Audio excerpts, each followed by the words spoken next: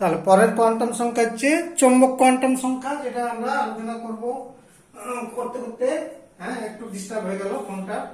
তাহলে এরপরে যেটা বলছি দেখো, চৌম্বক কোয়ান্টাম সংখ্যা অর্থাৎ ম্যাগনেটিক কোয়ান্টাম নাম্বার, যেটাকে স্মল এম দ্বারা প্রকাশ করা হয়। এবার কোন শক্তিশালী চৌম্বক ক্ষেত্রে প্রভাবে পরমাণুর যে কক্ষ রয়েছে, সেই কক্ষের মধ্যস্থ যে উপকক্ষগুলো রয়েছে, সেই উপকক্ষগুলো ভেঙে গিয়ে সামান্য শক্তির পার্থক্যযুক্ত কয়েকটি ত্রিমাত্রিক অঞ্চল তথা কক্ষ গঠন করে। তার মানে কে না উপকক্ষ অর্থাৎ এস পি ডি এফ, এগুলো আবার বিভাজিত হয়ে আরো সামান্য সামান্য শক্তির ব্যবধানে কিছু ত্রিমাত্রিক অঞ্চল বা এরিয়া জোন তৈরি করে। সেই জোনগুলোকে বলা হচ্ছে কি কক্ষ। অর্থাৎ অতি সূক্ষ্মতর বর্ণালীর যে গঠন, সেটা আমরা সূক্ষ্ম গঠন সমারফিল্ডের তত্ত্ব থেকে জানতে পেরেছিলাম, কিন্তু এই চৌম্বক কোয়ান্টাম সংখ্যার সাহায্যে আমরা ওই অতি সূক্ষ্মতর গঠন অর্থাৎ সূক্ষ্মতর রেখাগুলি আরো ভেঙে গিয়ে আমার কেন অতি সূক্ষ্ম রেখায় তৈরি হয় বা পরিণত হয়, তাহা কিন্তু এই চৌম্বক কোয়ান্টাম সংখ্যার সাহায্যে আমরা ব্যাখ্যা করতে পারি। তাহলে দেখো এখানে কি বলা হচ্ছে না, উপকক্ষগুলো ভেঙে গিয়ে কক্ষকে পরিণত হয় কিসের প্রভাবে? শক্তিশালী ম্যাগনেটিক ফিল্ডের প্রভাবে। তাহলে শক্তিশালী চৌম্বক ক্ষেত্রের প্রভাবে কক্ষস্থিত পরমাণুর কক্ষ মানে অরবিটের উপকক্ষগুলো বিভাজিত হয়ে সামান্য শক্তির পার্থক্যযুক্ত কয়েকটি ত্রিমাত্রিক অঞ্চল তথা অরবিটালে পরিণত হয়, গঠন করে। বিভিন্ন কক্ষগুলি ত্রিদিকে, আবার দেখো ওই কক্ষগুলো ত্রিমাত্রিক ভাবে কিভাবে বিন্যস্ত আছে, অর্থাৎ এক্স অক্ষ, ওয়াই অক্ষ, জেড অক্ষ বরাবর কিভাবে বিন্যস্ত রয়েছে, সেটাও জানার জন্য এই চৌম্বক কোয়ান্টাম সংখ্যার প্রয়োজন হয়। অর্থাৎ এই কোয়ান্টাম সংখ্যার সাহায্যে অরবিটালগুলি তথা কক্ষগুলির ত্রিমাত্রিক বিন্যাস জানা যায়। একে স্মল এম দিয়ে আমরা প্রকাশ করে থাকি। আমরা এই চৌম্বক কোয়ান্টাম সংখ্যার যে মান, এরপরে ওর মান নির্ণয় সম্পর্কে জানতে চাচ্ছি আমরা। এর মান সমূহ কেমন হতে হবে, এম এর মান গুলো ক্যালকুলেট করা হয় যে কি কি লক্ষ্য করো, 0, +-1, +-2, +-3 ইত্যাদি করতে করতে আমার কতগুলো মান পাওয়া যাবে না, ইহার মানের সংখ্যা, মান সংখ্যা হচ্ছে টুয়াইস এল প্লাস 1t, টুয়াইস এল প্লাস 1t অর্থাৎ গৌণ কোয়ান্টাম সংখ্যার দ্বিগুণ অপেক্ষা হচ্ছে একটা বেশি। টুয়াইস এল প্লাস 1 সংখ্যকটি গৌণ কোয়ান্টাম সংখ্যা এল, আর এটা তো 1। তাহলে এতগুলো আমার চৌম্বক কোয়ান্টাম সংখ্যার মান পাওয়া যেতে পারে। এক্সাম্পল দিচ্ছি, দেখো একটা উদাহরণ টেনে দিচ্ছি, তাহলে পরিষ্কার হয়ে যাবে। ধরো যে কক্ষ মানটা 4 অর্থাৎ n কক্ষের ক্ষেত্রে তথা n অরবিটে n কক্ষে ক্ষেত্রে, তাহলে এল এর মানগুলো কত হবে না, 0, 1, 2, 3। এটা আমরা অলরেডি জেনে গেছি যে এল এর মানগুলো এটা। আবার এল এর প্রতিটা মানের জন্য এম এর মানগুলো কত হবে লক্ষ্য করো। যখন এল = 0, তখন এম এর মানটা কত হচ্ছে টুয়াইস এল প্লাস 1, ওই সূত্রে ওইটাতে বসিয়ে দাও। কতগুলো মান আছে, 2 × 0 + 1, একটা মান, তার মানে ওর প্রথম মানটা হবে 0। তাহলে দেখো যখন এল = 1 হবে, অর্থাৎ এল এর প্রতিটা মানের জন্য এম এর মান পাওয়া যাবে, তখন m এর মান হচ্ছে কত হচ্ছে twice l into sorry 2 into 1 plus 1 মানে কত তিনটা মান তার মানে কি কি হবে 0 প্লাস মাইনাস 1 অর্থাৎ মাইনাস 1 0 প্লাস 1 যখন l ইজ ইকুয়াল টু 2 হচ্ছে l ইজ ইকুয়াল টু 2 হচ্ছে তখন n এর মান কত হবে 4 কে 5টা তার মানে মাইনাস 2 হচ্ছে মাইনাস 1 0 প্লাস 1 প্লাস 2 কারণ হচ্ছে 0 প্লাস মাইনাস 1 প্লাস মাইনাস 2 এই পাঁচটা মান হবে 1 এখানে দুটো আছে 3 আর এই দুটো মিলে 5 অর্থাৎ পাঁচটা মান হবে m এর মান তারপর দেখো যখন l এর মান যদি আমার কত রয়েছে 3 হবে তখন m এর মান হবে কত 7টা মান হবে অর্থাৎ এইখান থেকে শুরু করে 1 3 2 5 2 7 অর্থাৎ 0 plus minus 1 plus minus 2 plus minus 3 এটাকে ভেঙেও লেখা যায় মাইনাস 3 এটাকে অথবা লিখি minus 3 minus 2 minus 1 0 plus 1 plus 2 plus 3 এই হচ্ছে বিষয়টি তোমাকে বিশেষ করে মাথায় রাখতে হবে এবার m এর প্রতিটি মানের জন্য একটি কক্ষক কে নির্দেশ করে তার মানে m এর প্রতিটি মানে একটা অরবিটাল অবস্থান করে m এর প্রতিটি মানে একটি কক্ষক একটি কক্ষককে নির্দেশ করে দেখো আমার ধরো m এর মান একটা ব্যাখ্যা দিচ্ছি एग्जांपल দিয়ে দিলে পরিষ্কার ধারণা হয়ে যাবে m এর মান মনে করো আমার হচ্ছে -2 -1 0 +1 +2 তার কটা মান হচ্ছে 1 2 3 4 5 তাহলে পাঁচটা কক্ষককে নির্দেশ করছে পাঁচটা কক্ষককে নির্দেশ করছে 1 2 3 4 5 এই যে পাঁচটা কক্ষককে নির্দেশ করছে যার মান m এর মানগুলো লক্ষ্য করো m এর মান -2 -1 0 +1 +2 তার মানে এই কক্ষকগুলো ক্ষেত্রে m এর মান এই হচ্ছে নির্দেশক হচ্ছে আমরা হচ্ছে ভ্যালু দিয়ে প্রকাশ করতে পারি তাহলে এইভাবে চৌম্বক কোয়ান্টাম সংখ্যার কতগুলো জিনিস আমরা জানলাম এবার এর গুরুত্বটা কি চৌম্বক কোয়ান্টাম সংখ্যার তাৎপর্য বা ইম্পর্টেন্স কি রয়েছে না ইম্পর্টেন্স রয়েছে অর্থাৎ কতগুলো গুরুত্বপূর্ণ বিষয় আমরা এখান থেকে জানতে পারতেছি যে বিষয়গুলো জানতে পারি সেটা হচ্ছে কি না পারমাণবিক কক্ষকগুলির ত্রিমাত্রিক বিন্যাস জানতে পারি প্রথমেই আমরা আইডিয়া দিচ্ছি যে ওই যে কক্ষক দ্যাট ইজ পারমাণবিক কক্ষক সমূহের ত্রিমাত্রিক অর্থাৎ শূন্যে যে 3 ডাইমেনশনালি যে অবস্থান ত্রিমাত্রিক বিন্যাস জানা যায় m এর দ্বারা এখানে লিখে দিচ্ছি এর সাহায্যে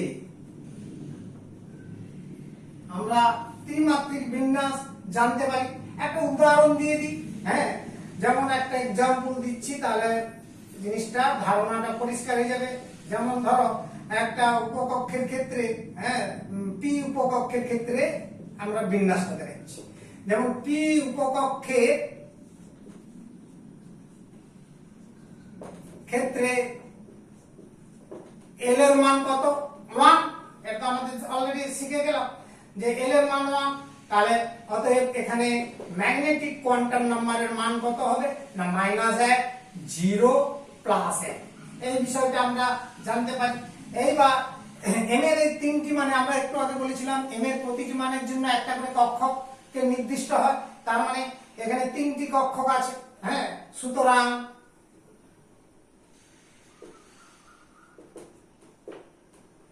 এই 3টি মানের জন্য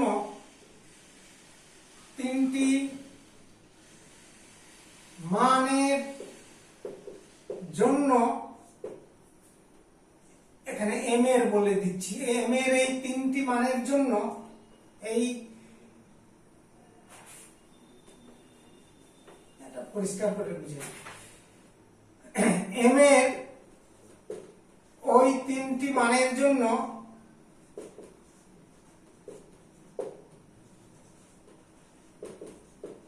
জন্য 3টি কি কক্ষক রয়েছে? পি কক্ষক। এই যে পি সাবসেল তথা পি উপকক্ষটা ভেঙে গিয়ে যে 3টা কক্ষক তৈরি করছে বলে 3টা মান পাওয়া যাচ্ছে, তার মানে 3টি পি কক্ষক রয়েছে, যেগুলি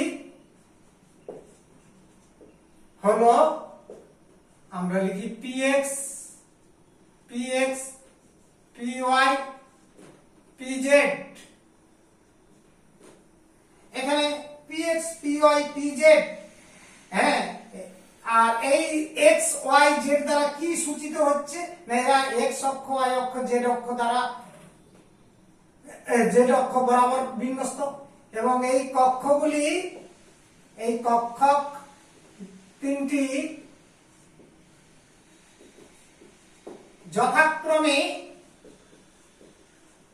এক্স, ওয়াই এবং জেড, হ্যাঁ, এবং দিচ্ছি এক্স, ওয়াই ও জেড অক্ষ বরাবর প্রসারিত, অক্ষ বরাবর বিন্যস্ত আছে। তাহলে দেখো ত্রিমাত্রিক বিন্যাসটা আমরা জানতে পারছি এম এর মানের সাহায্যে। একটা কক্ষকে সে কোন দিকে কি বরাবর অবস্থান করছে সেটা আমরা ভালোভাবে জানতে পারি।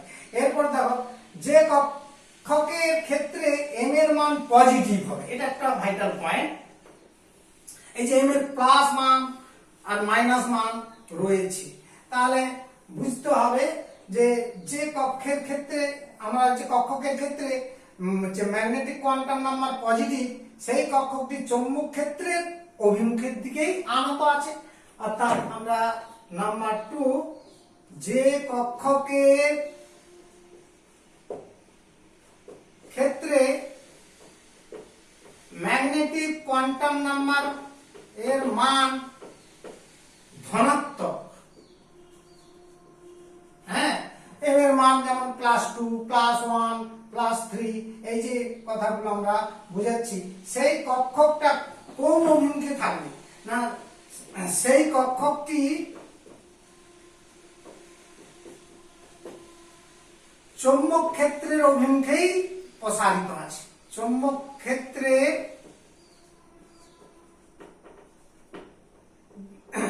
দিকেই, চৌম্বক ক্ষেত্রের দিকেই আনত আছে, তার মানে প্রসারিত আছে, আনত থাকে। আর এম এর মান ঋণাত্মক হলে, নেগেটিভ, -2, এই যে মানগুলো -3 এই কথা বলা হচ্ছে, নেগেটিভ হলে কক্ষকটি চৌম্বক ক্ষেত্রের অভিমুখের বিপরীত দিকে থাকবে, চৌম্বক ক্ষেত্রের অভিমুখের বিপরীতে আনত থাকে, চৌম্বক ক্ষেত্রের যেদিকে অভিমুখ আছে তার উল্টো দিকে বিন্যস্ত থাকে বা আনত থাকে। তাহলে এইভাবে এটা একটা খুবই ভাইটাল পয়েন্ট যে আমার যে ম্যাগনেটিক কোয়ান্টাম নাম্বারের ধনাত্মক মান আর ঋণাত্মক মান বললে কি বোঝাচ্ছে, এটাও একটা বিষয় মাথায় রাখতে হবে। আরো একটা বিষয় আমরা জানতে পারি নাম্বার 3, যে চুম্বকীয় কোয়ান্টাম সংখ্যার সাহায্যে ইলেকট্রনের কৌণিক ভরবেগের মান কত হবে, দ্যাট ইজ ইলেকট্রনের চৌম্বক কৌণিক ভরবেগ কত। যে ইলেকট্রনের চৌম্বক কৌণিক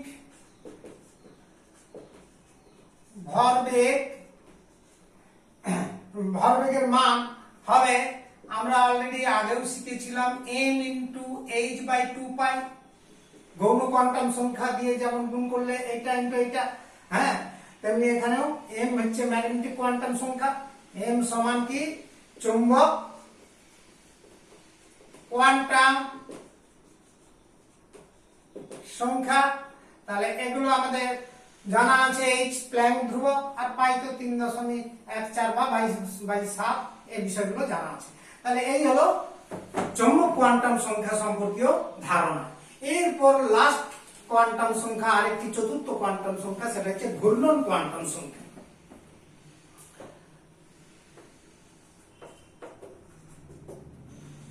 ঘূর্ণন কোয়ান্টাম সংখ্যা, যেটাকে এস দ্বারা প্রকাশ করা হয়, হ্যাঁ, চতুর্থ কোয়ান্টাম সংখ্যা, এটা আমাদের জানা আছে। আমরা এন এল এম অর্থাৎ মুখ্য কোয়ান্টাম সংখ্যা, গৌণ কোয়ান্টাম সংখ্যা এবং চৌম্বক কোয়ান্টাম সংখ্যা, এদের দ্বারা বর্ণালীর অতি সূক্ষ্ম রেখা বর্ণালীগুলোর ব্যাখ্যা কিন্তু খুব একটা পাওয়া যায়নি। আরো সূক্ষ্মতর, সূক্ষ্ম থেকে সূক্ষ্মতর গঠন, হ্যাঁ, মানে সূক্ষ্মতম গঠন যাকে বলা হচ্ছে, হ্যাঁ, এর দ্বারা পারমাণবিক বর্ণালী অর্থাৎ এই তিনটি কোয়ান্টাম সংখ্যার দ্বারা পারমাণবিক অ্যাটমিক স্পেকট্রাম, পারমাণবিক বর্ণালী অতি সূক্ষ্মতর গঠনে ব্যাখ্যা পাওয়া যায়। হ্যাঁ, বর্ণালী অতি সূক্ষ্ম রেখাগুলি কেন সৃষ্টি হয়, রেখাগুলির ব্যাখ্যা পাওয়া যায় না। মানে আরো সূক্ষ্মতর কিছু রেখা পাওয়া যায়, যেটা বললাম সূক্ষ্ম গঠন, সেই সূক্ষ্ম গঠন থেকে সূক্ষ্মতর গঠন, আরো সূক্ষ্মতর গঠন, তার ব্যাখ্যাটা কিন্তু এখান থেকে পাওয়া যায়নি, এই তিনটি কোয়ান্টাম সংখ্যার দ্বারা পাওয়া গেল না। তখনই আমার হচ্ছে চতুর্থ কোয়ান্টাম সংখ্যার প্রয়োজন হলো, যেটাকে বলা হচ্ছে ঘূর্ণন কোয়ান্টাম সংখ্যা। সেই জন্য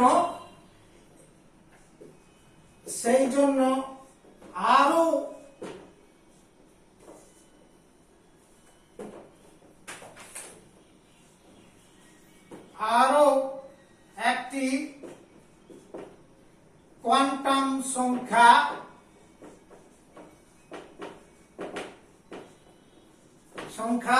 প্রয়োজন হয়, যাহা ঘূর্ণন কোয়ান্টাম সংখ্যা, ঘূর্ণন কোয়ান্টাম সংখ্যা তথা এস নামে পরিচিত। অর্থাৎ এই 4 নম্বর কোয়ান্টাম সংখ্যাটা এসে গেল আমাদের এই কাজগুলো করার জন্য।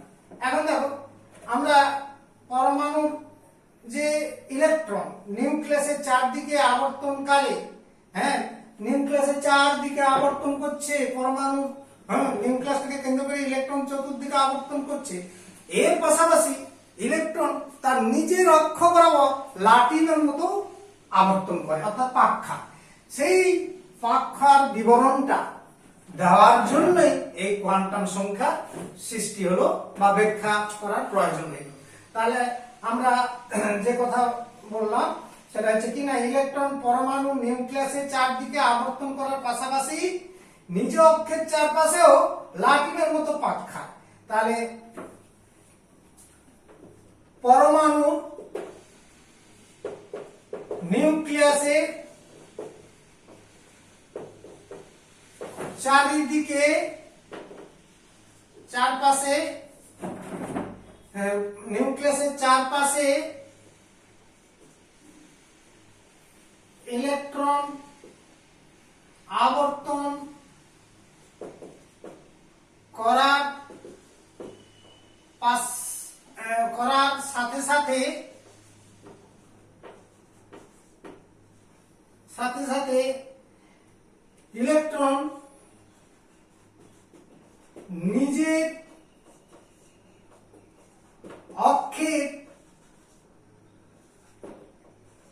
চতুর্দিকে, মানে অক্ষকে কেন্দ্র করে তার চারদিকে, অক্ষের চতুর্দিকে লাটিমের মতো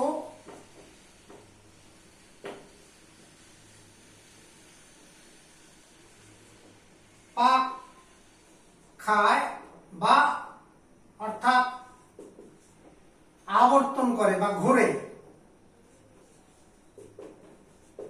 আবর্তন করতে থাকে। এই ঘূর্ণন, এটা একটা ঘূর্ণন, এই প্রকার ঘূর্ণনকেই কোয়ান্টাম সংখ্যা দ্বারা সূচিত করা হয়। এই দ্বিতীয় প্রকার ঘূর্ণনকে, দ্বিতীয় প্রকার ঘূর্ণনকে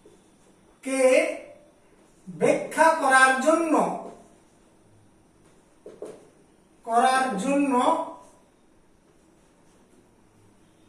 হচ্ছে স্পিন কোয়ান্টাম নাম্বার, ঘূর্ণন কোয়ান্টাম সংখ্যা প্রয়োজন হলো। এটা মাথায় রাখার চেষ্টা করবে যে কেন এই চতুর্থ কোয়ান্টাম সংখ্যাটা কিটা প্রকাশ করছে। না এই ঘূর্ণন সংখ্যাকে এই ঘূর্ণনকে ব্যাখ্যা করার জন্য ঘূর্ণন কোয়ান্টাম সংখ্যাই সাহায্য করে। তার মানে এটারই দরকার হয়ে গেল। এইভাবে ঘূর্ণন কোয়ান্টাম সংখ্যা চালু হয়ে যায়, এটা মাথায় রাখার চেষ্টা করবে। এবার ইলেকট্রনের এই যে নিজের অক্ষ বরাবর যে আবর্তন করে বা ঘুরে, সেই ঘূর্ণন আবার দু প্রকারের হতে পারে। ইলেকট্রনের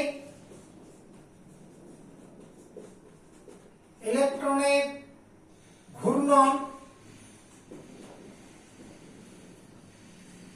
ওই উপরের যে ঘূর্ণন, উক্ত ঘূর্ণন দুই ভাবে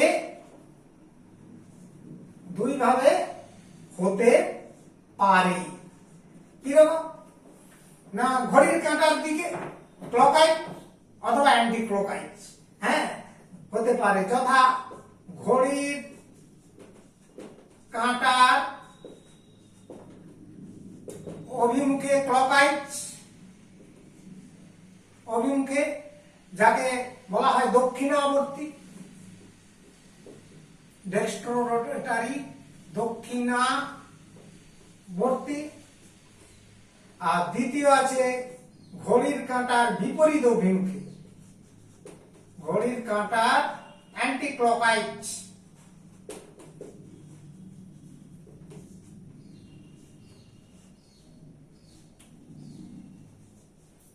অভিমুখে, যাকে আমরা বলে থাকি লেভো রোটেটারি অর্থাৎ বামাবর্তী।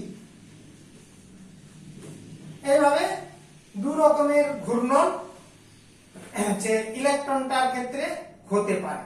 এবং এই দুই প্রকার ঘূর্ণনকে ঘূর্ণন কোয়ান্টাম সংখ্যা দিয়েই আমরা সূচিত করি যখন এম এর মানগুলো জানতে পারব।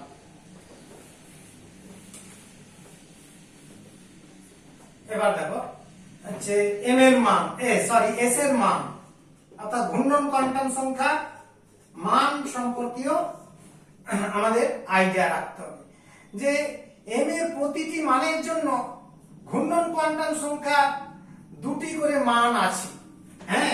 অর্থাৎ চৌম্বক কোয়ান্টাম সংখ্যা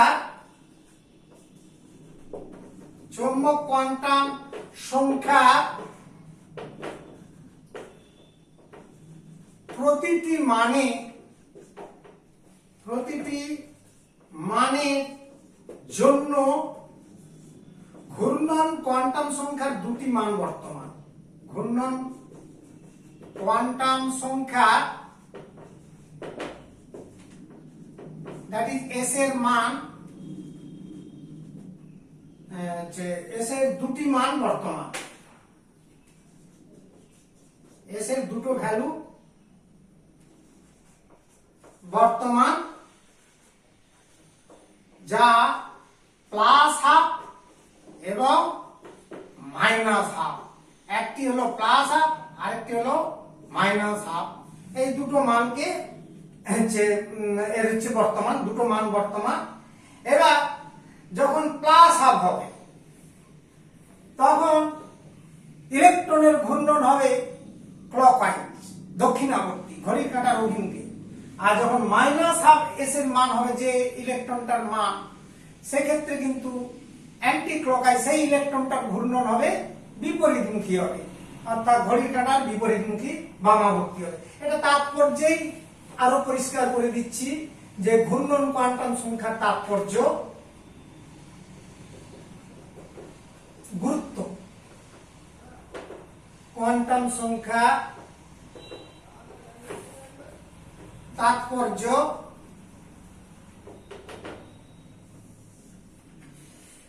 নাম্বার 1। প্রথমেই দেখো এস এর মান জানার সঙ্গে সঙ্গে আমরা বুঝতে পারি যে ঘূর্ণন কোয়ান্টাম সংখ্যা, ঘূর্ণন কোয়ান্টাম সংখ্যা তথা এস এর মান প্লাস হাফ হলে ইলেকট্রনের তার অক্ষ বরাবর যে ঘূর্ণন,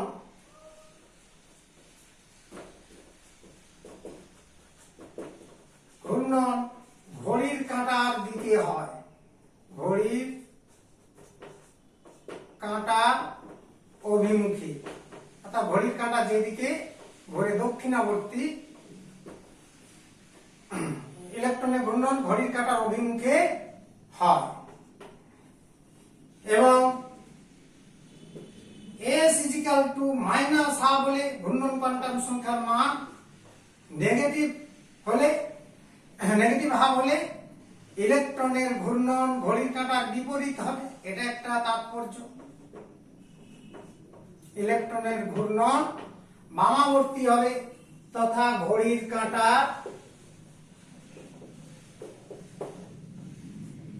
বিপরীত দিকে, ঘড়ির কাঁটার বিপরীত অভিমুখে অর্থাৎ বামাবর্তী হয়। তাহলে এইভাবে মাথায় রাখতে হবে, অভিমুখে হয়, হ্যাঁ, ঘড়ির কাঁটার অ্যান্টি ক্লকওয়াইজ মোমেন্ট করবে। এটা একটা বিশেষ তাৎপর্য হিসাবে মাথায় রাখবে। এবার কক্ষকের এক একটি ইলেকট্রনের ঘূর্ণনকে, দ্বিতীয় তাৎপর্যে আসছি, কক্ষকে প্রতিটি কক্ষকে এক একটা ইলেকট্রনের ঘূর্ণন, এক একটা ইলেকট্রনের ঘূর্ণনকে সূচনা করা একটা চিহ্ন দ্বারা। ঘূর্ণনকে কি রকম চিহ্ন? না এই যে এইটা, অথবা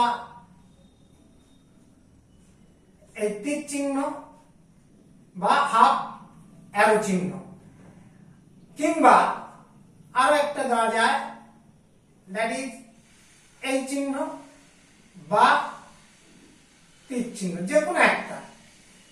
এগুলোর দ্বারাই সূচিত করা হয় এক একটা ইলেকট্রনের ঘূর্ণনকে। আমরা এই তীর চিহ্ন দিয়ে প্রকাশ করতে পারি।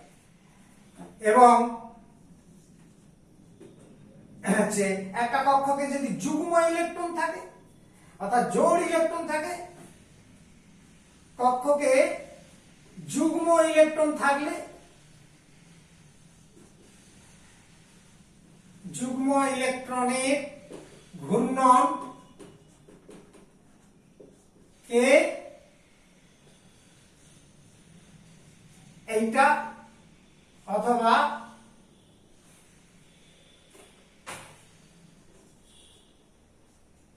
বিপরীতমুখী দুটো অ্যারো চিহ্ন দ্বারা সূচিত করা হয়,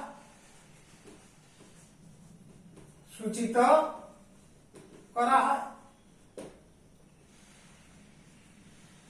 তাহলে দেখো, প্রতিটি কক্ষকে এক একটা ইলেকট্রন যখন থাকবে তখন এটা অথবা এটা দ্বারা, এর যে কোনো একটা দ্বারা, অথবা দুটো ইলেকট্রন থাকলে তখন এইটা বা এইটা দ্বারা আমরা সূচিত করব। সেটা নিয়ে আমরা পরবর্তীকালে যখন জানতে পারবো তখন পরিষ্কার বুঝতে পারবে। এবার দেখো, ইলেকট্রনের ঘূর্ণনজনিত কৌণিক ভরবেগের মান সম্পর্কেও আমরা মান নির্ণয় করতে পারি, এটাও একটা গুরুত্বপূর্ণ বা তাৎপর্য হিসাবে ধরে নিতে পারো। ইলেকট্রনের ঘূর্ণন জনিত কৌণিক ভরবেগ capital S is equal to square root of spin quantum number into spin quantum number plus 1 into h by 2 pi। এই ফর্মুলা থেকে আমরা কৌণিক ভরবেগের মান নির্ণয় করতে পারি। s হচ্ছে আমার হচ্ছে কি না ঘূর্ণন কোয়ান্টাম সংখ্যার মান, এই সম্পর্কেও ধারণা করতে পারি। আমরা এই যে শিখলাম তার অ্যাপ্লাই করার জন্য একটা টেবুলেট করছি, লক্ষ্য করবে। এই টেবুলেট দিয়ে জিনিসগুলো দেখাচ্ছি।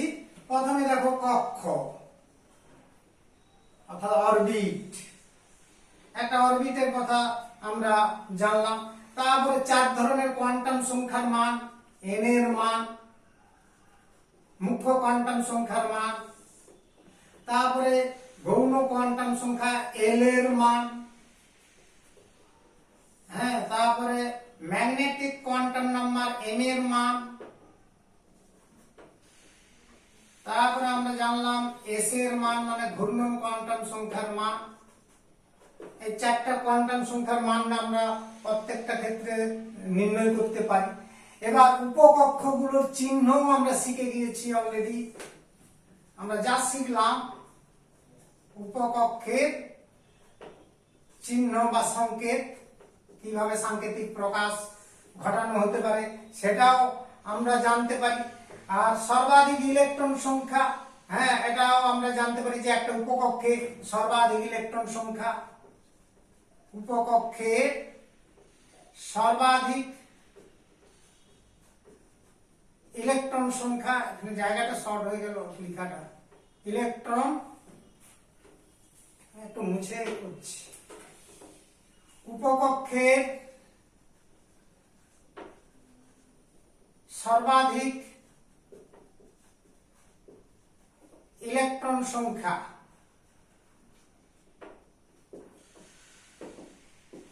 এটা আমরা পরিষ্কার বুঝতে পারলাম যে সবচেয়ে কতগুলো ইলেকট্রন থাকতে পারে।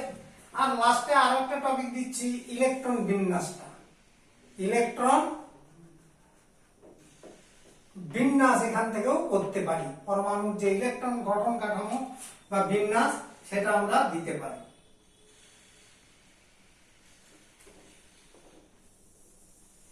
তাহলে একটা ব্যাখ্যা করছি, লক্ষ্য করো কিভাবে আমরা যা শিখলাম।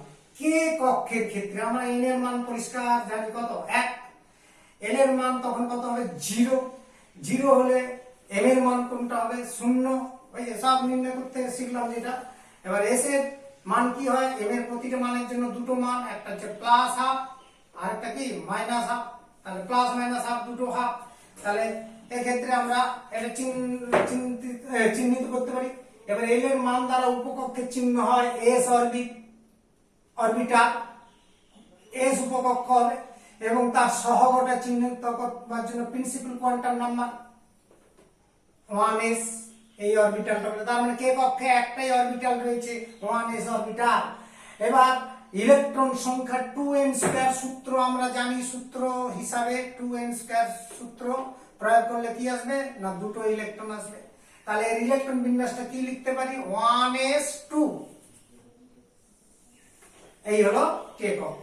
এল কক্ষের ক্ষেত্রে n এর মান 2 হলে l এর মান কি কি হয় 0 হয় 1 হয়, m এর 0 মানের জন্য 0, হ্যাঁ, তারপর s এর মান কি হবে প্লাস মাইনাস হাফ।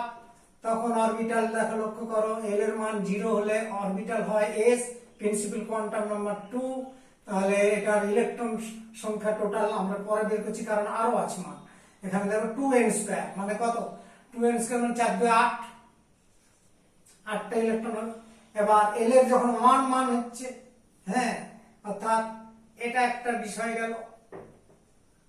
l এর প্রতিটি মানের জন্য আবার n এর মান কত হবে না 1 হলে তিনটা মান হয় -1 0 +1।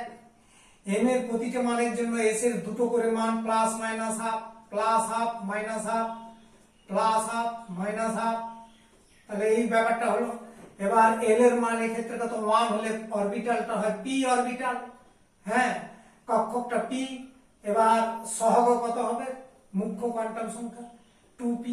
তাহলে এর হ্যাঁ এই বিষয়টা এই জায়গায় পরিষ্কার হলো। তাহলে এম এর প্রতিটি মানের জন্য একটা করে কক্ষক, তার মানে এখানে কটা কক্ষক রয়েছে, 3টা কক্ষক রয়েছে, 1 2 3। প্রতিটি কক্ষকে দুটো করে ইলেকট্রন, তাহলে কত ইলেকট্রন হবে 6, অর্থাৎ 2p অরবিটালে ইলেকট্রন থাকবে 6। আর এস কক্ষকে সর্বোচ্চ ইলেকট্রন থাকে 2, কারণ এস এর হ্যাঁ ক্ষেত্রে লক্ষ্য করবে ইলেকট্রন সংখ্যা ধারণ ক্ষমতা অনুযায়ী যে সূত্রটা আমরা শিখেছি, সেই সূত্র 2l + 1 * 2, 2l + 1 * 2, তার মানে কত 2 হচ্ছে। আর পি এর ক্ষেত্রে 6 হচ্ছে, এই জন্য ইলেকট্রন বিন্যাসটা হবে 1:2 p6। তাহলে এই রকম কে অরবিট গেল। আর একটা অরবিট রেখে দিচ্ছি, লাস্ট আরেকটা দেখে দিচ্ছি, তোমরা আরো एग्जांपल করবে বই থেকে এবং নিজেরাও করবে, এই যে শিখলে তার থেকে করবে। 3 নম্বর এম 3 নম্বর হবে। এল এর 3 মান হওয়ার জন্য এল এর কতগুলো মান পাওয়া যেতে পারে আমরা জানি। এল এর মান হয় 0 হয়, হ্যাঁ 0 পরে -1 +1, এগুলো হচ্ছে কটা মান হবে 2l + 1, অর্থাৎ 3 হলে এক্ষেত্রে মানটা হয় n এর মান 3 হলে এটা l এর মান হচ্ছে 3 2 6 7টা মান। তার মানে 0 -3, আমরা পুরো মানটাকে এই হিসাবে লিখছি -3 3 2 6 7, হ্যাঁ কে এল এম ও 3 হলে 3 2 6 6 7, यस ঠিকই আছে 7টা মান হচ্ছে। -3 -2, তারপর হচ্ছে কত, ও সব ভুল হয়ে যাচ্ছে, সরি 0 1 2 মিসমাইন্ড হলো। আচ্ছা 0 1 2, 0 মানের জন্য m এর মান 0, s এর মান হচ্ছে কত হবে ±1/2। আর উপকক্ষের চিহ্নটা কি হবে না l এর মান অনুযায়ী s orbital, principal quantum number 3s। এবার দেখো এর 1 মানের জন্য কত হবে না -1 0 আর হচ্ছে +1, এই মানগুলোর জন্য ±1/2 ±1/2 ±1/2, দ্যাট ইজ অরবিটালটা হয়ে যাবে। দেখো l হলে p অরবিটাল সহগ 3 এবং এর হচ্ছে সর্বোচ্চ ইলেকট্রন সংখ্যা। এখন পরে আসছি, মানে পরের দরকারও নেই, 3 থেকে 9 2 18, 18টা ইলেকট্রন হয়। এবারে দেখো এখানে l এর এই মানের জন্য আমরা এটা ডিনোট করলাম, এটার জন্য জায়গাটা একটু লাগবে, এটার জন্য এটা কাউন্ট হলো। এবার এল এর আর সরি এটা তো এই মানের জন্য গেল, হ্যাঁ এটা 0 1 আর একটা 2 মান হয়, এল এর হচ্ছে 3টা মান। তাহলে দেখো 2 এর মানের জন্য কি হচ্ছে, এর মান হচ্ছে প্রথমে তোমরা জানো -2 0 0 বলছি সরি -1 0 +1 +2। তাহলে এটা প্রত্যেকটা মানের জন্য +-1/2 স্পিন কোয়ান্টাম নাম্বারের মান +-1/2 +-1/2 এই অরবিটাল এল এর মান 2 হলে ডি অরবিটাল হয়, সহগটা 3। এবং লক্ষ্য করবে এবার ইলেকট্রন সংখ্যা তো 18, এখানে বিন্যাসটা কেমন হতে পারে না প্রতিটা কক্ষকে দুটো করে ইলেকট্রন থাকে। এম এর কক্ষক সংখ্যা কত 3টা, 3টা কক্ষক থাকলে 3 2 6টা ইলেকট্রন হবে, অর্থাৎ 3p6। আর 3s এর কক্ষকের সংখ্যা একটা, তার মানে 3s, মানে ইলেকট্রন বিন্যাসটা আবার দেখাচ্ছি, দেখো 3s2 3p6 3d10, 10 কেন হলো না 5টা মান, 5টা মানের জন্য ওই যে 2l + 1 * 2, হ্যাঁ সেটা মান বসিয়ে দাও, তাহলে হয়ে যাবে কত 10টা ইলেকট্রন হবে। তাহলে এইভাবে আমরা ইলেকট্রন বিন্যাসও করতে পারি এখান থেকে, যদিও ইলেকট্রন বিন্যাস আলাদা করে আমরা পরে শিখব। তাহলে কোয়ান্টাম সংখ্যা অন্তত নির্ণয় করা এ ধরনের